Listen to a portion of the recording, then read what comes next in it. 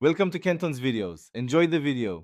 In this video, I will show how to change Jeep Grand Cherokee interior lights, only ways. Start by locating the dome or map light cover and gently pry it off with a trim tool. Remove the old bulb by pulling straight out and note its size and type. Test the new bulb in the socket before snapping the cover back in place to avoid surprises and ensure a snug fit.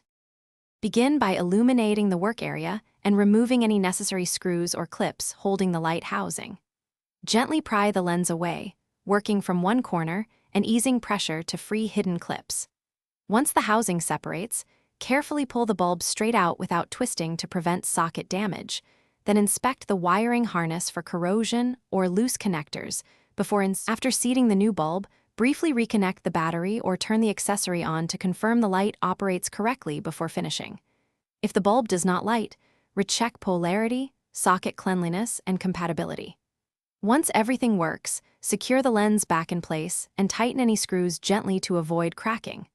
Test all door-activated and map lights to ensure consistent illumination across the cabin. Thanks for watching. Consider subscribing if we helped you.